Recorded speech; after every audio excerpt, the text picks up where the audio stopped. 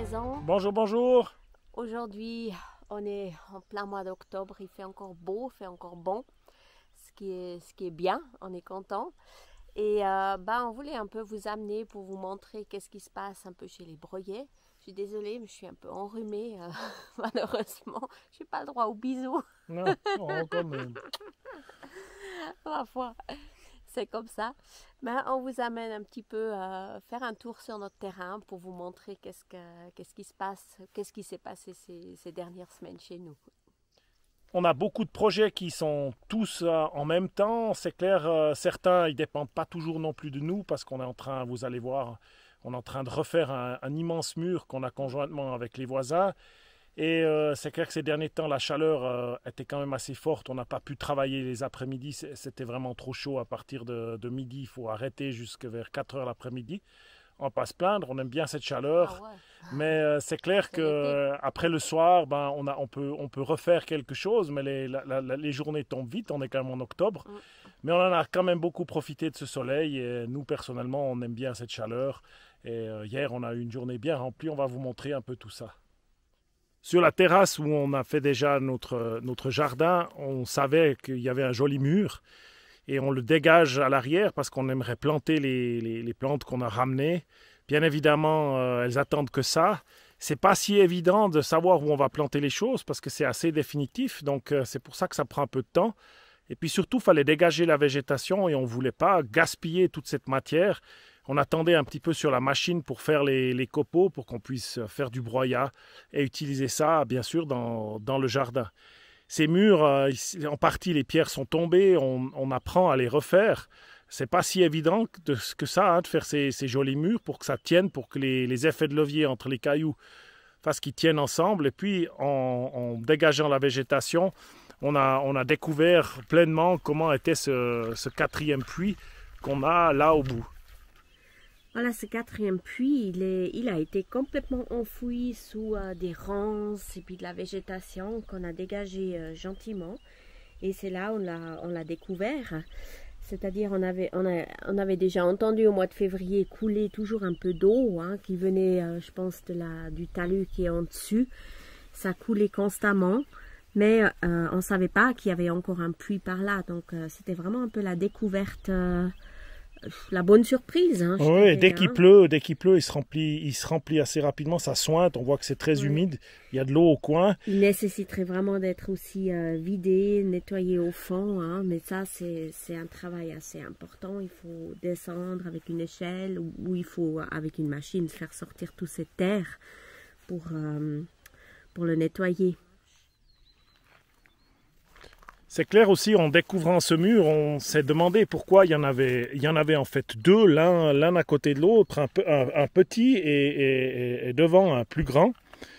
Et on a remarqué en fait, si on monte bien plus haut, que c'est clair qu'il y a une grande quantité d'eau qui vient de l'immense rocher plat et qui vient d'en dessus. Et c'est en fait cette eau, on a découvert, qui construisait des canaux.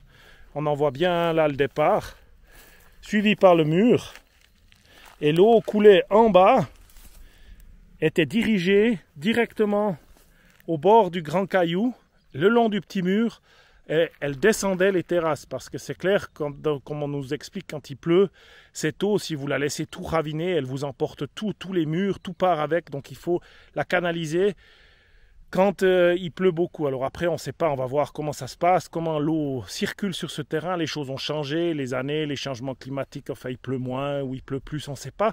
On va devoir un petit peu évaluer les situations. Pour l'instant, beaucoup de choses sont envahies par les ronces, on va les dégager gentiment et puis faire le travail. On vous va montrer un système qu'ils ont construit plus bas, qui est vraiment impressionnant. On se demande comment ils bougeaient des pierres pareilles sans mécanisme, sans hydraulique. Vas-y.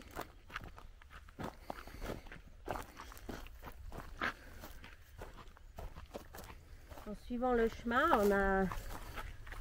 ce chemin, on a découvert aussi des petits passages qu'on peut passer d'un mur, d'une terrasse à l'autre, par des petites terrasses, par des petits chemins. C'est sympa. Probablement que c'est là que l'eau passait avant. Exactement. Par là, elle devait descendre le long. Là, il y a aussi un petit mur, elle devait descendre là le long. Et tout ça, c'était pour empêcher que les plus grands murs, voilà, elles devaient couler là le long. On va voir. Après, il y a tout un mur. On s'est posé la question pourquoi. Parce que c'est clair que l'eau, maintenant, qui ne circule plus, elle peut détruire les murs assez rapidement. On voit le trou qu'il va falloir réparer. Et ça, réparer ça nécessite de la force hydraulique parce que je ne sais pas comment ils portaient ces cailloux là-haut, mais ils sont grands en tout cas.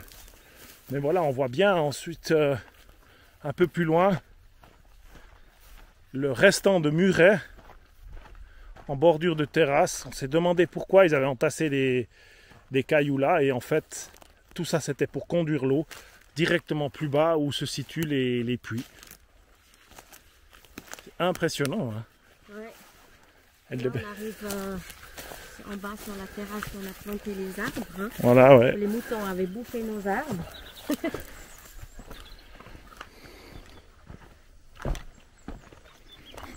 C'est sympa.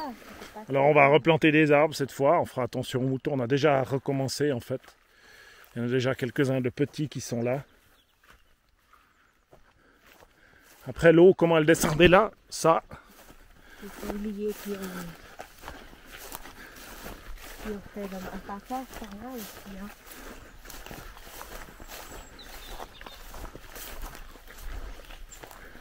Voilà, l'eau devait arriver d'une certaine manière jusque là.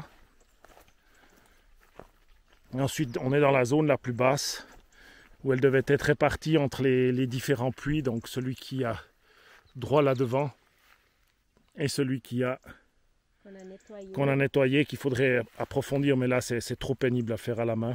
On verra plus tard comment on va faire ça. Les puits sont toujours secs. Il n'y a pas eu beaucoup de pluie. Mais on voit bien que tout est imbibé d'eau et c'est plus possible d'aller à la pelle. Là, au fond, ça nécessite trop d'efforts.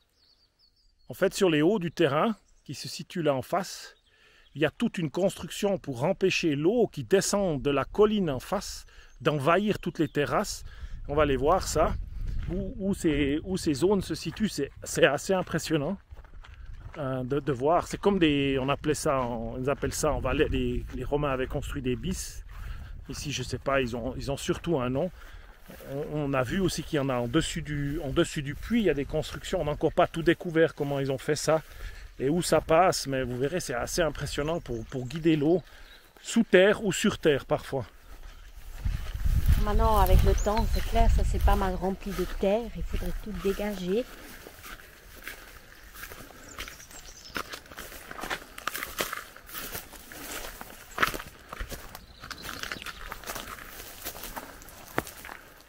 Les voilà, ils sont là en bas. On en voit bien des traces où l'eau descendait, passait dans ces chemins, passait sous terre là. On voit qu'ils ont posé des grandes stalles, les grandes pierres, elles sont gigantesques, on peut passer dessus avec un tracteur. C'est d'ailleurs ce qui se passe, l'eau file là-bas, elle passe nouveau sous terre, elle passe sous terre, elle arrive sur les pierres où on se situe, et l'eau va ressortir en bordure de terrain pour filer après dans les champs plus bas et alimenter d'autres immenses barrages ou des puits qu'ils avaient fait ancestralement. Alors tout ça fait une bordure entre la forêt et les terrains. Et ces bis, ou on va les appeler comme ça, ils vont loin, ils vont sur plusieurs centaines de mètres. En tout cas, c'est ce qu'on a vu, le long d'un très très vieux chemin qui amenait au village à côté. C'est bien sûr un chemin qui est plus utilisé. On va en refaire une partie, celui qui nous amène là où on se trouve, celui qui nous amène directement à la route pour qu'on puisse l'emprunter à pied. On va nettoyer tout ça, mais cet hiver quand il fera un petit peu moins chaud. Et ici, donc, c'est en nettoyant le mur, le grand mur qui est donc en bordure entre les voisins et nous. Donc c'est le grand Trax qui a fait la tranchée, qui a enlevé ces gros tas de ronces hein, qui étaient complètement... Le mur était complètement enfoui sous ces ronces aussi, comme partout. Et maintenant l'idée c'est de reconstruire, on voit bien là, voilà, l'eau devait arriver là, entre ces deux murs. Et filer en partie, venir d'ici et filer là le long. On voit que ça descend, que ça entraîne plus bas, et plus bas il y a des puits, et tout en bas il y a la rivière. Donc voilà comment le surplus d'eau était évacué de la région. Et là maintenant, tout ce mur qui était rempli de ronces, on va devoir le nettoyer et surtout le reconstruire parce qu'il est stable, mais en enlevant les ronces, on va se retrouver avec des pierres qui tombent ou plus bas des trous qu'il faut reboucher. Et tout ce mur va jusqu'à la fin de l'autre côté du terrain, on voit la serre. Et au bout, on voit un chemin en terre battue un peu plus clair. Jusque là-bas, il faut refaire ce mur, sauf bien évidemment où il y a ces immenses beaux cailloux qui font office de limite par eux-mêmes. Et là, on va aller jusqu'à la serre. Une construction qui nous a pris une semaine. Hein. Il y avait donc notre fils Alexis qui était là avec un copain et on a fait une bonne semaine de travail pour construire cette serre. On vous a déjà parlé de ça, mais maintenant elle est terminée et elle attend plus qu'on la plante. Ah, voilà. Ça, vous vous rendez compte un petit peu la distance aussi, hein, parce qu'on a marché. Ah ouais, là, c'est les murs qu'on est en train de refaire. Bon, c'est clair que sans tracteur, sans frontal, je ne sais pas comment ils portaient ces gros cailloux à ces hauteurs. Là, le mur est vraiment dans un état assez pitoyable, on l'a reconstruit. Alors, on apprend aussi à faire ces murs en pierre sèche, c'est assez incroyable comment ça se fait. C'est très agréable aussi à faire parce que le résultat, il est visible rapidement.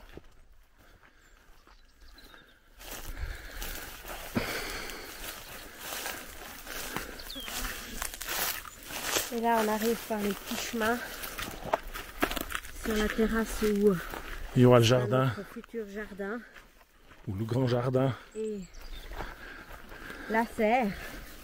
Voilà, il y a tous les murs on peut refaire un petit peu. Ceux-là, ils tiennent, ils sont là depuis très longtemps, mais on peut reconstruire un peu les dessus. Puis certains sont hauts aussi, hein, ça n'a pas l'air, hein, mais dès qu'on est tout de suite à 2 mètres des fois. Hein.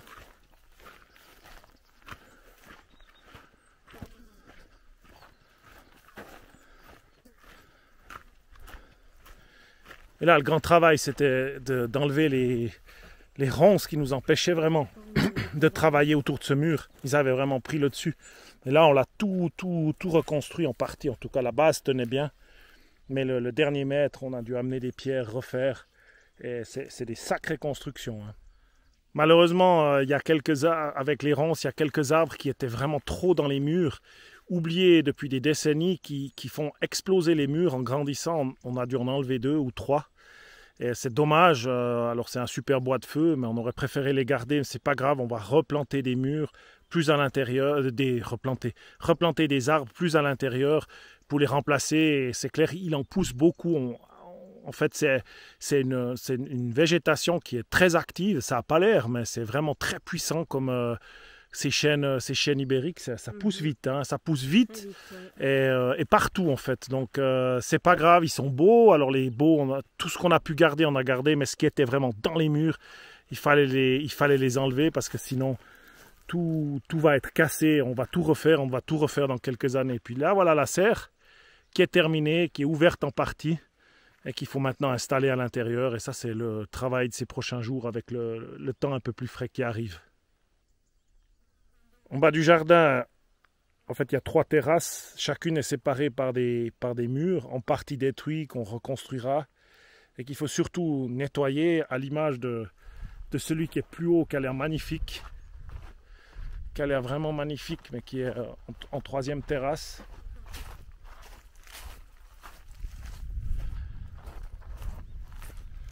On voit bien que c'est beau, mais il y a des ronces à enlever, Et il ne faut pas seulement que les couper, il faut essayer d'arracher un peu les racines, sinon elles vont revenir trop vite.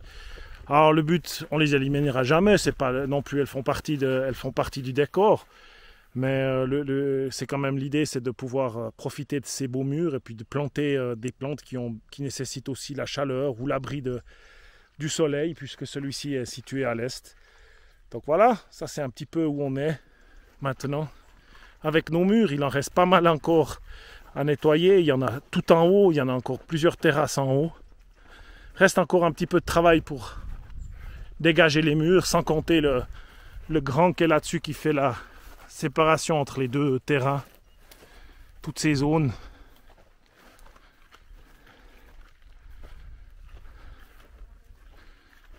Voilà un autre petit. Magnifique, on a déjà planté des vignes, des figuiers. On a laissé les aubépines. Comme ça on pourrait éventuellement greffer de la poire dessus. Elle est juste au milieu.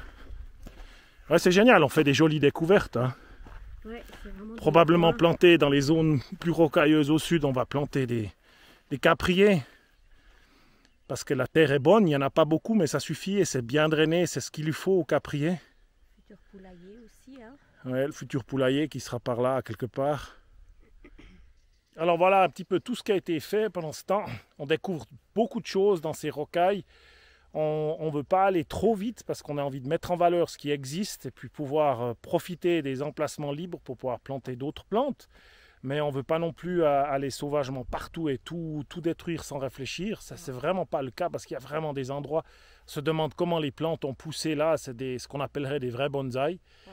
Et il y a eu tout l'apprentissage aussi de conduire ce petit tracteur. Ouais. On ne m'a pas laissé aller, c'est quand même dangereux. Ouais. Soit les terrains ne sont pas plats, on peut tourner, mais ce qui est plus dangereux, c'est justement les murs. Il ne faut pas s'en approcher. Alors c'est clair qu'on ne m'a pas laissé aller avec le petit tracteur tout de suite. J'ai dû faire un mini cours avec Rosemary. C'était essentiellement pour la machine et puis pour tout ce qui est de transporter le matériel lourd entre en haut et en bas.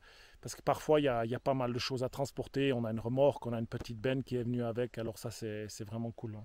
Ah, et on fait les kilomètres. Hein. Si on oublie quelque chose, si on est en bas à la serre, il faut remonter. Alors... Ah oui, il ne faut pas oublier la pince. Hein. Ça arrivé. 5-6 fois. J'ai oublié la pince, j'ai oublié le tournevis. Mon Dieu, mais voilà, c'est bon. Apprend. On attrape la forme, en tout cas, ici. Tous les jours. Ouais, c'est ça. Alors voilà un petit peu ce qui s'est passé ces 3 dernières semaines depuis la dernière vidéo. On avance petit à petit, mais on avance. On est content. Ouais, gentiment. Alors à tout bientôt. Toute bonne semaine. Au revoir. Et à tout bientôt. À tout bientôt.